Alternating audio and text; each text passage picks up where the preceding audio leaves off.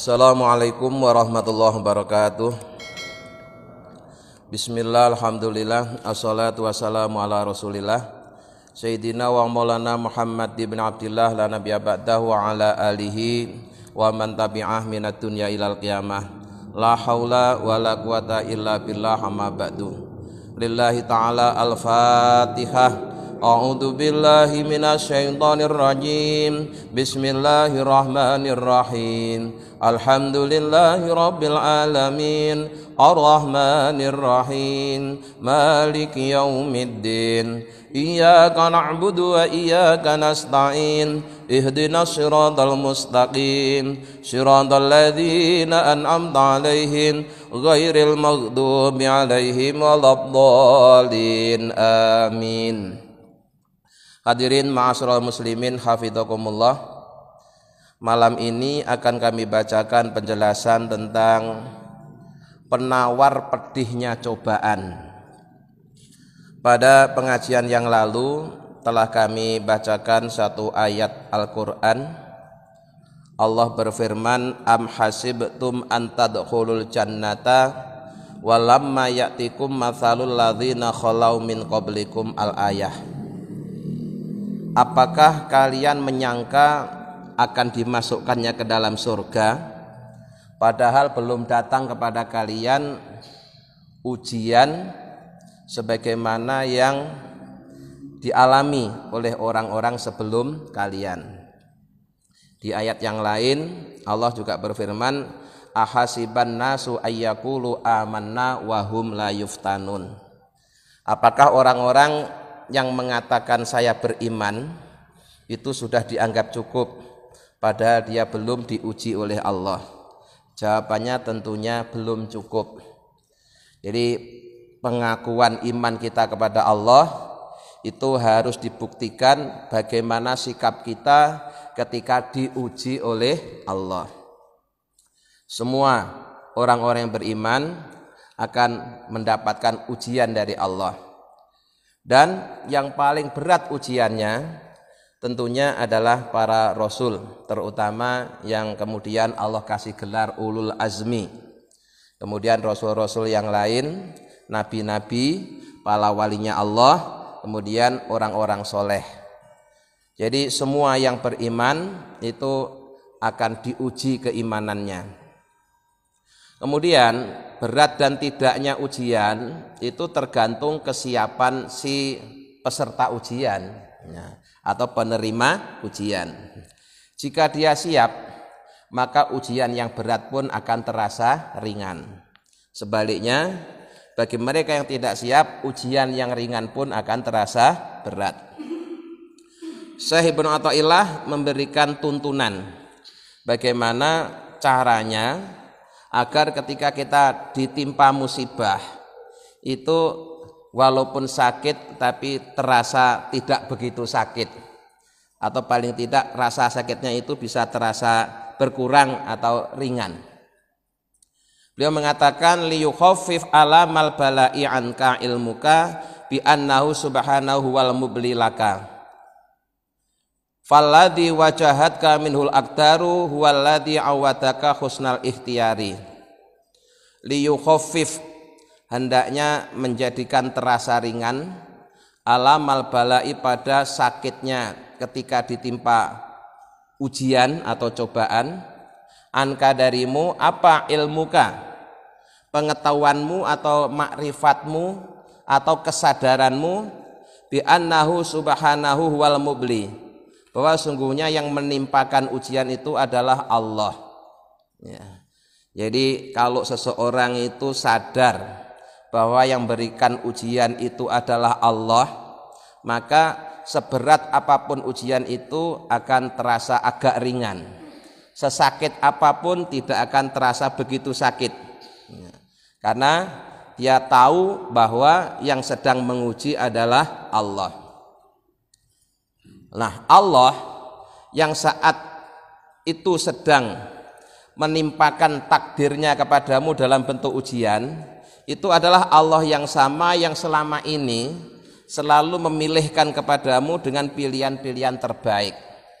Artinya Allah itu maha sayang kepada umatnya, dan itu dibuktikan dalam Al-Quran. Di antara sekian nama Allah, yang paling dominan itu adalah Ar-Rahman dan Ar-Rahim. Padahal di samping Ar-Rahman Ar-Rahim, Allah itu juga punya sifat Syadidul Iqab atau Syari'ul Hisab. Allah itu sangat pedih siksanya, Allah itu sangat cepat perhitungannya. Tapi bukan itu yang ditonjolkan. Yang Allah tonjolkan sifat Rahman dan Rahimnya. Sehingga bagi orang yang mengenal Allah, ketika dia ditimpa musibah, dia tetap melihat bahwa musibah itu bagian dari kasih sayang Allah. Ya. Sebagaimana seorang anak yang mengenal ibunya, ya, anak kecil yang mengenal ibunya, itu walaupun dia dicubit, dimarahi, dijewer, dia tidak akan kemudian melarikan diri dari ibunya. Dia tetap akan nempel kepada ibunya, tetap akan bergantung kepada ibunya. Kenapa? Karena dia tahu selama ini ibunya telah sayang kepadanya. Ya. Padahal Allah itu lebih sayang kepada hambanya dibanding sayangnya seorang ibu kepada anaknya. Jadi kalau kita ditimpa musibah, ya, jangan lihat musibahnya, tapi lihatlah yang telah memberikan musibah, yaitu Allah Subhanahu wa Ta'ala. Dan Allah selama ini selalu memberikan kepada kita yang terbaik.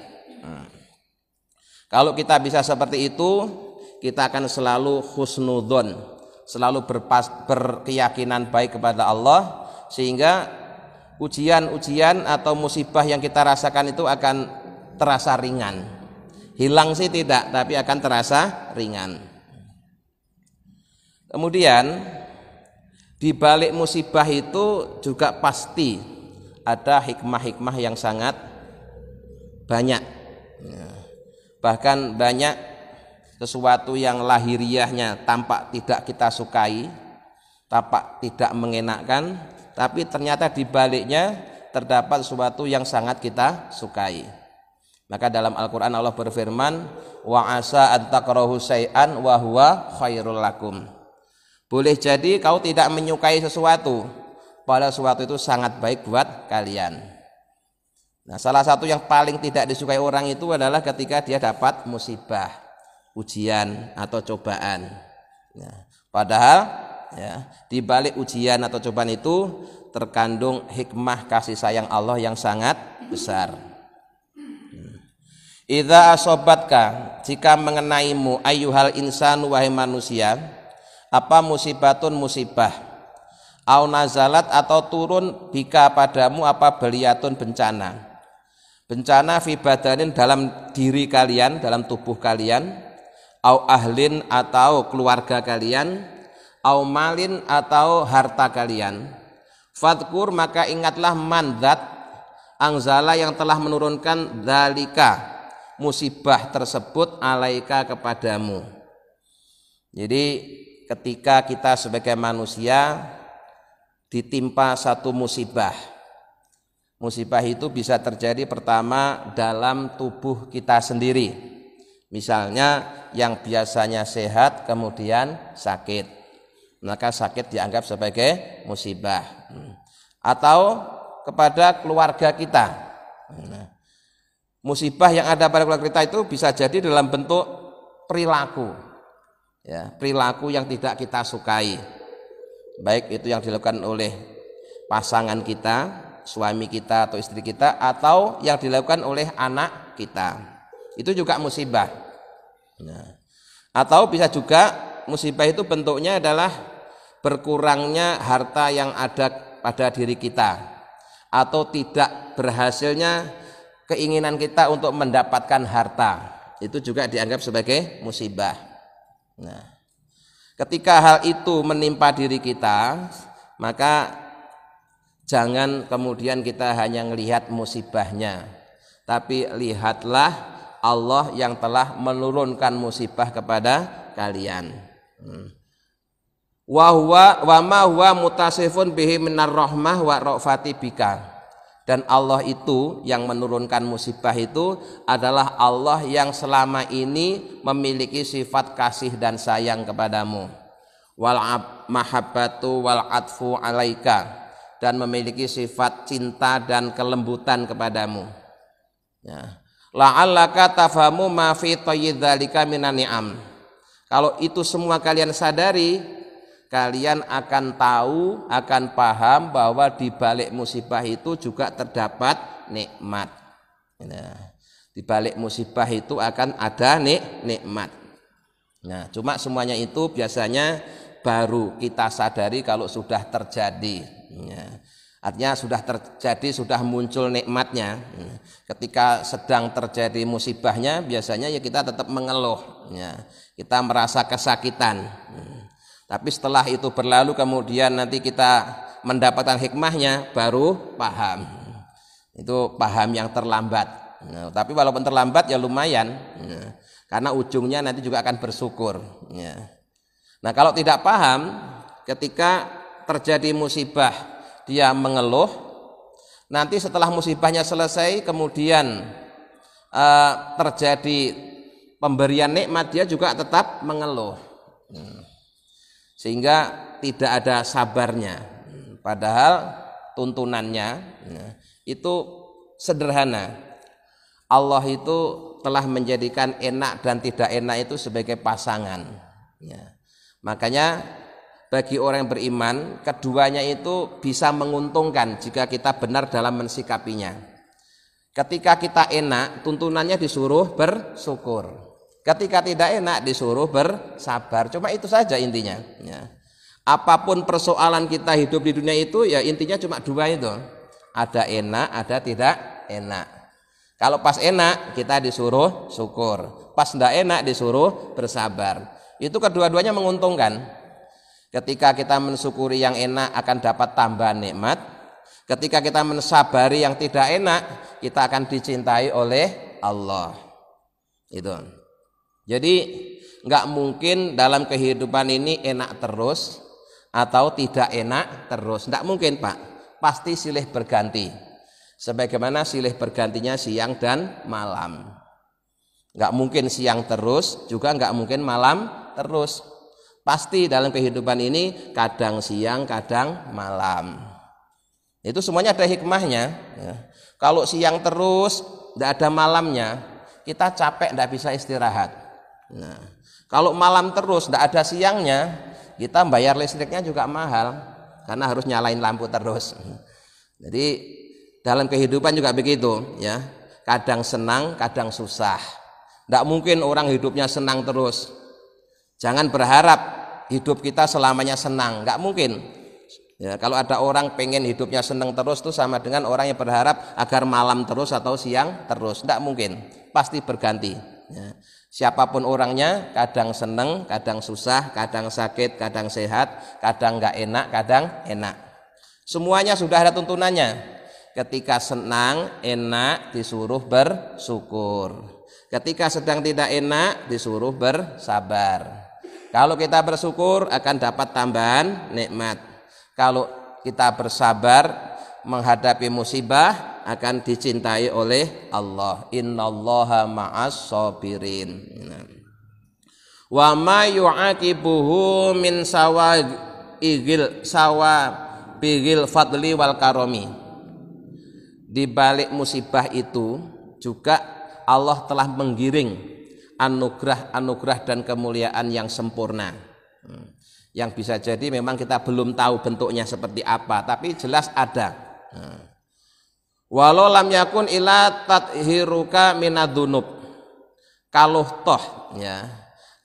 toh di dalam musibah itu tidak terdapat nikmat, paling tidak jika kalian mau bersabar ketika ditimpa musibah, maka terjadinya musibah itu akan menghapus dosa-dosa kalian, ya, membersihkan dosa-dosa kalian. Jadi sakit yang kita derita, Pak, ya, itu kalau kita mau bersabar, itu akan menghapus dosa-dosa kita. Maka ya jangan buru-buru diobati. Kalau buru-buru diobati itu sembuh, berarti nanti dosanya belum terhapus sepenuhnya sudah berhenti. Ya dinikmati dulu, ya dinikmati dulu, dinikmati dulu. Karena ya sekali lagi sakit itu bisa menjadi penghapus dosa, ya pensuci dari beberapa dosa.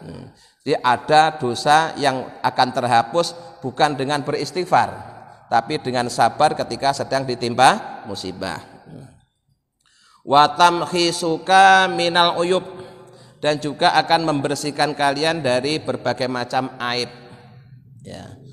Banyak dengan terjadinya musibah itu akhirnya memperbaiki akhlak kita, Pak. Ya. Kemarin bisa jadi kita masih suka ujub, suka sombong, ya, suka riak. Setelah terjadi musibah pada diri kita, akhirnya sifat-sifat itu semuanya hilang. Ya. Yang ujub, yang sombong berubah jadi tawadhu. Ya. Yang bakhil berubah jadi dermawan. Itu semuanya bagian dari hikmahnya musibah. Wa taqribuka min hadrati alamil ghuyub, bahkan bisa jadi orang itu semakin dekat dengan Allah ketika sedang terjadi musibah. Kemarin sebelum ada musibah kayaknya dia sibuk dengan kesibukannya sendiri, jauh dari Allah. Setelah terjadi musibah, akhirnya dia semakin dekat kepada Allah. Makanya Allah juga kadang-kadang menurunkan musibah. Dan sekali lagi, musibah ini durasinya lebih sedikit dibanding dengan nikmat. Ya. Jadi sebagaimana kemarin sedikit saya singgung kisahnya Nabi Ayub alaihissalam. Ya. Nabi Ayub itu ketika diuji oleh Allah dengan sakit, itu sakitnya 18 tahun. Kemudian istrinya itu mengusulkan agar Nabi Ayub itu berkenan memohon kepada Allah agar diberikan kesembuhan. Itu Nabi Ayub itu bertanya, aku sakit ini sudah berapa lama? Kata istrinya sudah 18 tahun. Kemudian kemarin sehat itu sudah berapa tahun? Sehatnya kemarin 80 tahun. Apa kata Nabi Ayub? Malu ah. Nah, kemarin sehat 80 tahun, sekarang sakit baru 18 tahun sudah minta sembuh. Itu kelasnya Nabi, Pak. Ya, kelasnya Rasul. Jadi kita kadang-kadang juga seperti itu, ya. Bertahun-tahun kita sehat, ya tenang-tenang saja. Begitu flu sehari saja sudah mengeluh enggak karu-karuan. Nah, padahal bisa jadi flu kita, panas kita itu menghapus dosa-dosa kita kalau kita mau bersabar, ya. Jadi kalau orang sakit kemudian tidak bersabar itu sebenarnya rugi kedua-duanya. Dia tetap sakit, bahkan lebih terasa sakit, sementara yang kedua dosanya tidak diampuni. Berbeda halnya, sama-sama sakit tapi dia bersabar, maka sakitnya akan terasa lebih ringan, kemudian fadilahnya dia diampuni dosa-dosanya, dihilangkan sifat-sifat yang tercela yang ada pada dirinya, kemudian semakin dekat dengan Allah. Fahal ta'awaddat minhu ilal ihsan, jika kalian mau merenungkan, kalian kan tahu bukankah selama ini Allah selalu membiasakan kepada kalian kebaikan-kebaikan. Ya. Jadi Allah itu lebih menonjolkan kebaikannya daripada kejadian yang tidak mengenakkan. Makanya yang ditonjolkan itu Bismillahirrahmanirrahim, sifat Ar-Rahman dan Ar-Rahim. Tidak Bismillahi sadidil iqabi, tidak, atau Bismillahi sari'il hisabi juga tidak. Selain itu, Nabi Muhammad dalam menyampaikan ajaran Islam, menebarkan kasih sayang Allah, itu Nabi Muhammad juga lebih banyak berteman kepada malaikat Jibril untuk memberikan bimbingan, memberikan petunjuk, memberikan kasih sayang. Tidak misalnya Nabi Muhammad berteman kepada malaikat Israel.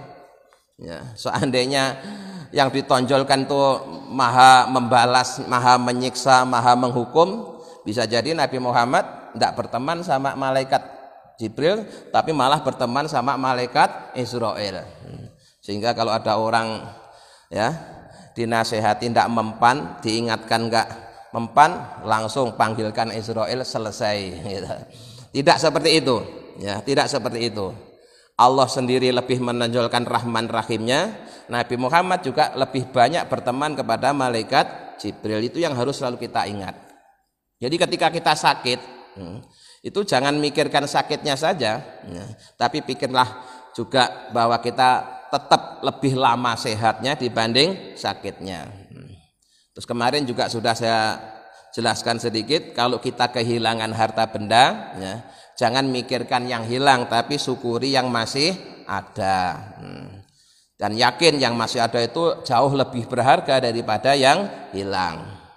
Kalau toh kemudian seluruh harta kita hilang, masih ada yang lebih berharga daripada harta apa? Kesehatan atau kehidupan. Daripada harta kita ada tapi kita sendiri nyawanya melayang, kan udah tidak bisa nyari lagi. Tapi kalau hilangnya harta, kita masih sehat, masih hidup, ada kemungkinan masih bisa dapat harta lagi. Jadi kita harus selalu mengingat-ingat kebiasaan Allah selama ini kepada kita, bahwa ternyata selama ini Allah lebih banyak memberikan kebaikan. Ya, Allah itu maha baik, Allah maha sayang. Allah sayang kepada hambanya melebihi sayangnya seorang ibu kepada anaknya. Maka di zaman Nabi itu ada sahabat yang bertanya kepada Rasulullah, ya Rasulullah, nanti di akhirat itu yang menghisap manusia itu siapa? Terus Rasulullah jawab, ya Allah sendiri. Itu sahabat langsung jawab, alhamdulillah, gitu, sambil menampakkan kegembiraannya. Nabi tanya, heran kenapa orang ini dijawab itu kok langsung seneng.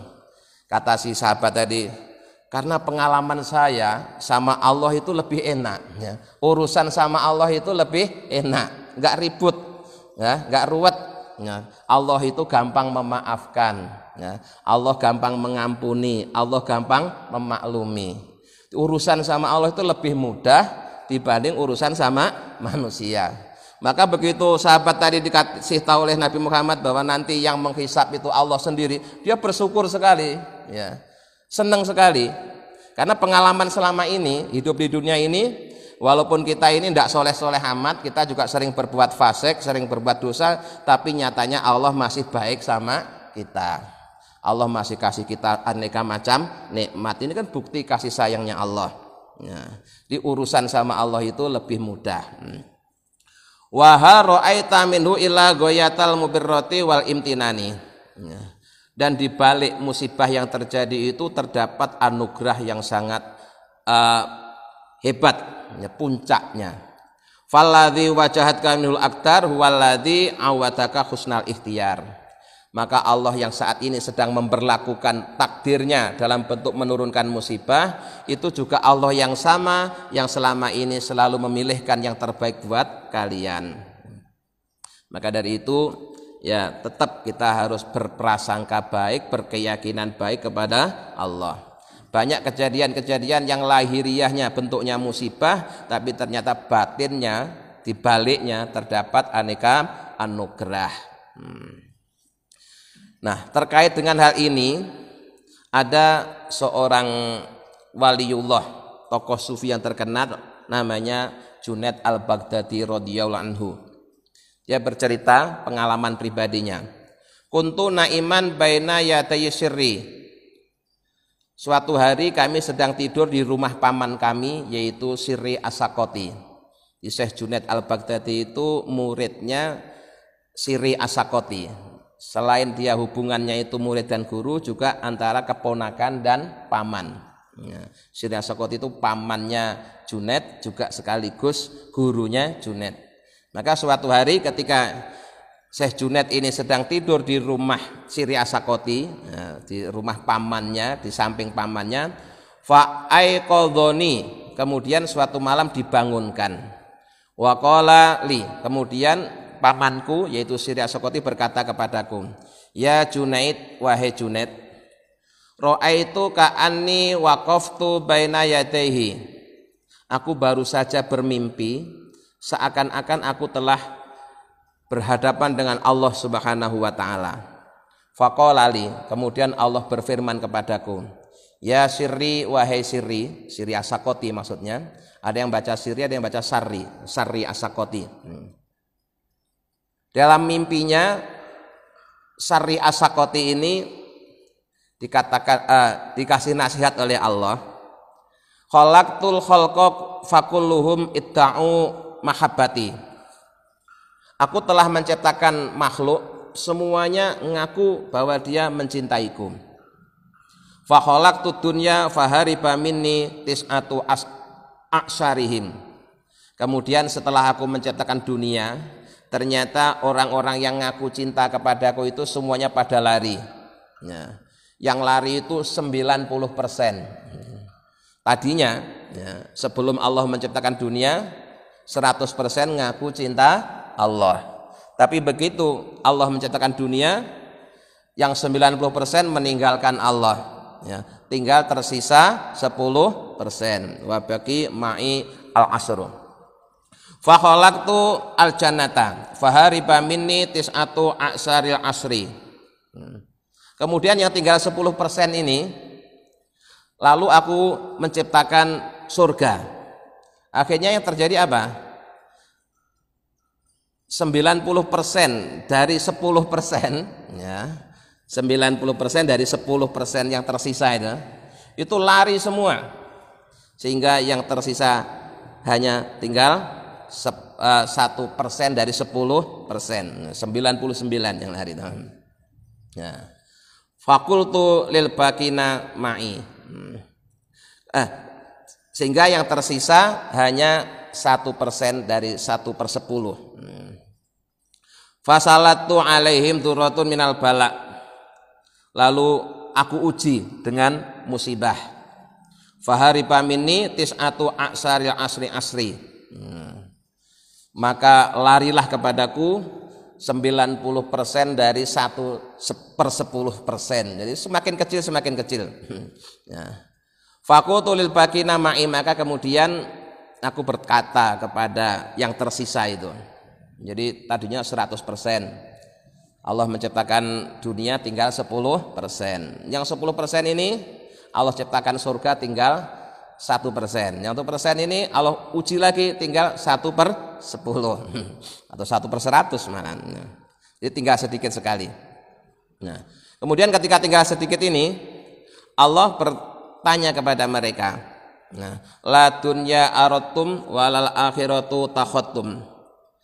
Kalian tidak mau dunia juga tidak suka akhirat.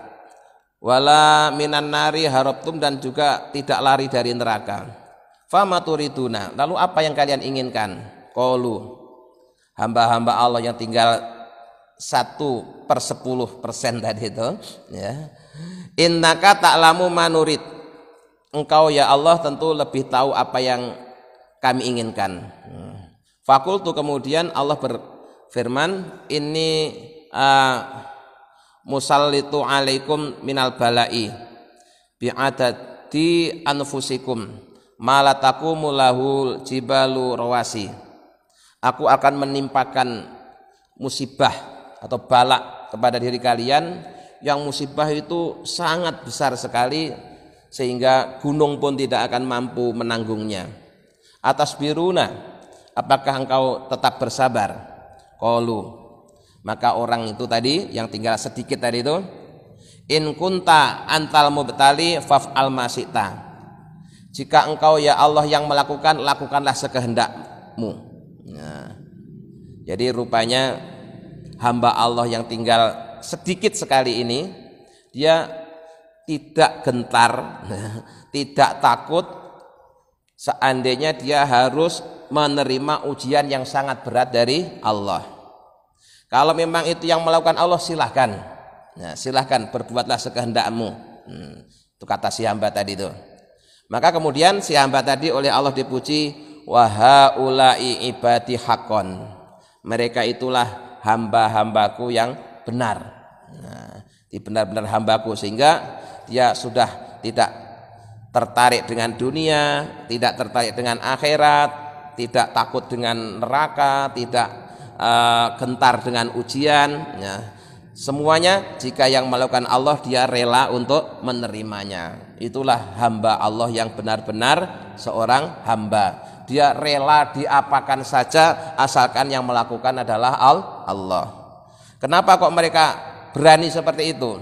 Karena yakin, yakin bahwa yang dilakukan Allah itu pasti yang terbaik. Yakin yang dilakukan dia pasti yang terbaik.